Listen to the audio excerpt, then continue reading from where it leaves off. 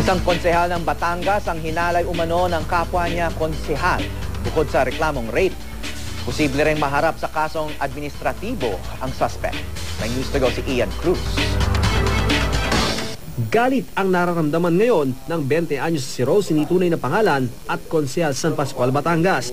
Ito'y matapos umano siyang halayin ng isa ring konsehal mula naman sa Lipa, Batangas na nakilalang si Donato Pat Monmonfero. Kabilang ang biktima at ang suspect sa mga bagitong opisyal na tumulo ng seminar noong June 28 sa Quezon City tungkol sa paggawa ng batas. Sa salaysay ni Rose, pagkatapos ng seminar ay nakitulog umano siya sa bahay ng kilala niyang konsehal kung saan di nakituloy ang suspect. Bandang alas 6 ng umaga, naramdaman raw ni Rose na may humahalik sa kanya at sa kanyang pagdilat, nakita niyang nakapatong sa kanya ang suspect. Pinaglaban ako lahat ng bagay gagawin ko para lang makaalis doon. Nakatakbo ko. Tinawagan ko kung sino yung mga pinakamalalapit na pwede kong mahinga ng tulong. Tinawagan ko yung katulong na nagwawalis sa labas ng bahay. Ang pangyayaring ito nagdulot kay Rose ng malaking trauma at pangamba sa kanyang seguridad. Natatakot ako, pero kailangan natin maging matapang para ipaglaban natin kung ano yung tama. Pinaglalaban ko yung karapatan ko at laban din to ng lahat ng kababaihan.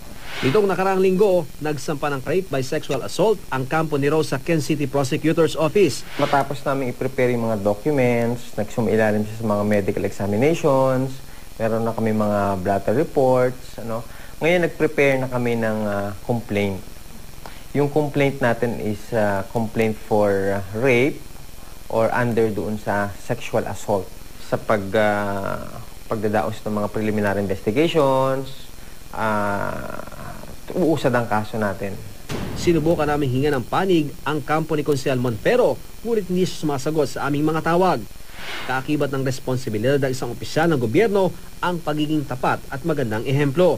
Kaya sino mang nahalal sa pwesto na masasangkot sa pangahala at iba pang krimen ay maaaring sampahan ng ombudsman ng kasong administratibo. Isa sa mga powers ng ombudsman ay mag-imbestiga ng mga acts kung saan ito ay improper, illegal, inefficient at saka unjust. Maaaring sampahan ng kaso ang nagkasalang opisyal ng gobyerno ay sa Revised Penal Code, Local Government Code at Civil Code. Maaari rin silang matanggal sa pwesto. Ian Cruz, GMA News.